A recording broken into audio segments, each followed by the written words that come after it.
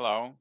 Today I have a different topic to talk about, and that is unidentified flying objects, or today the preferred term is unidentified aerial phenomena, UAP. I want to talk about why it's a topic today and make a few other observations.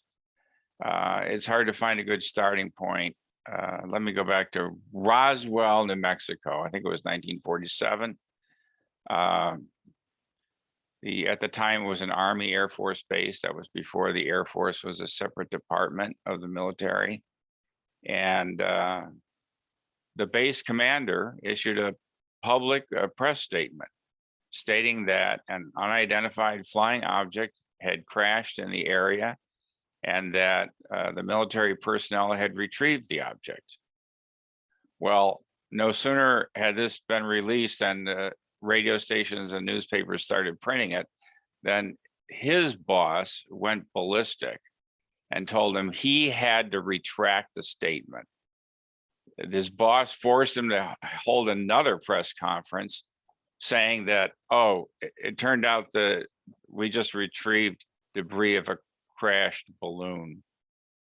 Now, if you seriously imagine that the base commander of a military base that carried bombers with nuclear weapons couldn't tell the difference between a balloon and an unidentified crashed aerial object, and that none of his staff could tell the difference either, you're delusional. So this was a cover up, and that stayed the military's position ever since then.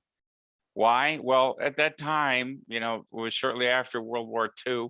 We were now in an amping up arms race with the Cold War with Russia. We considered any possible new technology as highly classified information. It posed the prospect of technology more advanced than nuclear weapons, which was the latest thing the military had. Last thing we wanted was for our adversaries to know that we had obtained something like that. Adversaries took the same position too. They kept anything they had secret. The other factor was the government did not want to cause a panic in the public. A study said that a lot of people would panic if they were told that something unidentifiable was flying around in our skies. And that was borne out, in fact, back in the 1990s in the Phoenix, Arizona case, where a huge display of unidentified objects flew all the way across the state of Arizona, including right across Phoenix. It caused such a turmoil and a sense of panic in Phoenix that the governor of Arizona at the time, a Republican, a very sober guy, held a press conference and kind of made fun of the whole thing, just trying to reduce the level of tension. It worked. Many years later, he recanted and he said, look, I saw the thing too. And to this day, we don't know what it was. And all the lame explanations that the military offered, that they can't be true unless I get a better explanation. I have to say, this is something we know nothing about. So, okay, that's been the U.S. position. The government has kind of ridiculed people that make these reports and denied that there's anything that we can't identify or at least potentially identify. Swamp gas, it's Venus, it's mistaken identification of actual aircraft, it's meteors, it's hoaxes, it's delusions, any explanation except we don't know. All right, let's fast forward to the Obama administration. Harry Reid was the Senate Majority Leader, and he knew a man called Robert Bigelow. Some of you may have heard of him. Bigelow is the head of Bigelow Aerospace Corporation. He became a multimillionaire doing real estate deals in Nevada. Not surprising, given the way Las Vegas became a huge city. Later, he started this aerospace corporation. He still has contracts with NASA, but he's had a lifelong interest in unidentified aerial phenomena because his family had witnessed a dramatic firsthand encounter. So he had an interest. He convinced Harry Reid we should study this. So in a large budget bill, Harry Reid got a clause or section inserted funding with a relatively small amount of money, some tens of millions of dollars, an office in the Pentagon dedicated to be a central collection source for reports from any of the branches of the military about encounters with unidentifiable objects in the sky. The man who was tapped to staff this office was Luis Elizondo. He was a lifelong career officer in the armed forces. His specialty was intelligence and counterintelligence. This is a very, his job for his whole career involved sorting out truth from lies and fictions. And he's a very hard-nosed, level-headed, conservative guy. Well, he began obtaining the reports from the branches of the military, and some of them he said, oh my God, there's something really going on here and nobody seems to be studying it except me. And he tapped experts from all the branches of the military and government to help him try to analyze the data that came in. However, the government still wouldn't release any information to the public. Elizondo finally got so frustrated, and he'd had a long career anyhow, that he retired from the military. But along the way, well, he'd made a friendship with Mellon, who was an Assistant Secretary of Defense, Christopher Mellon, for some years. And Mellon had an interest too. I think his family had had some encounter with an unexplained aerial phenomena. So he always wanted to have more information about this. Well, it appears that Mellon convinced the military to declassify a few videos. They got leaked to the New York Times, I believe it was. From there, it went to other media. Almost all of you must have seen some of the video clips. Okay, fast forward again. Sometime during the Trump administration, Senate committee decided they really wanted more information about what does the military know about unexplained aerial phenomena. So they ordered the military to give them a report. The due date is later this month, June 2021, explaining to them what exactly does the military know and what does it not know about UFOs or UAPs, whatever you want to call them. So it's due later this month. Now, we don't know how much of the findings may be released to the general public and how much of it will remain classified. And the members of, I think it's the Senate Select Intelligence Committee, how much they'll be required to keep secret. But something will be released to the public, that's for sure. That's why all the media attention and every media channel you listen to has to have covered this story in the last month, multiple times in many cases. All right, so if you've seen the videos on TV that were from Navy pilots, and by the way, the Navy's been the most forthcoming of all the branches of the military in saying, yes, this stuff is happening and we cannot identify what it is. We simply don't know. You see the videos, a lot of people make fun of the videos or they just dismiss the videos as not being important. Well, yeah, the video in itself is not convincing at all. I mean, this fuzzy, grainy thing, black and white photo, a little round fuzzy thing in the air. You can't tell anything about it just from looking at the video. The importance of it is not just the video. It's to understand this was part of a much larger data stream.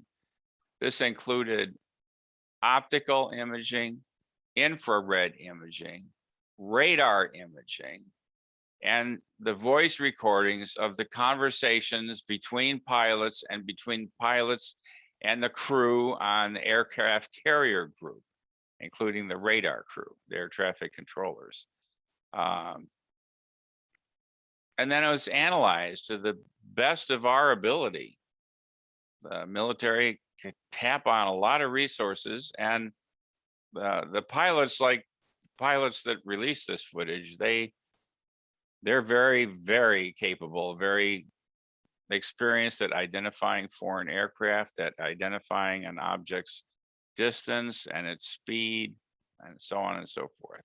So it's not the video that's convincing. It's all the data that you didn't see, and that the Navy is saying, we have no idea what this is.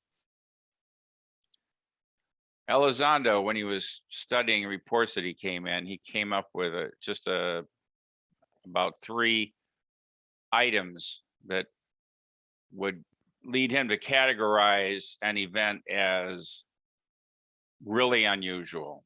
And the items were: 1, the ability to transit seamlessly without breaking a sweat from one medium to another. What I mean by that is they could come from so far above the earth that they're in outer space, come right down into our atmosphere, like right above the ocean, for example, with no apparent heating effect, no break in speed, nothing, and incredibly fast without burning up.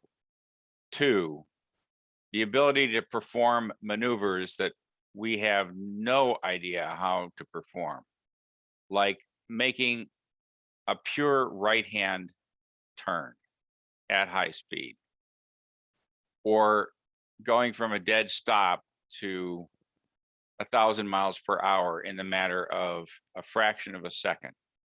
That kind of acceleration would instantly kill any human being. You're going to say it's a drone? Okay, that 0.3. Well, we don't have drones that can do that. No aircraft can make a right-hand turn. You have to bank. It's just like Newtonian laws of motion. We don't know how to do that.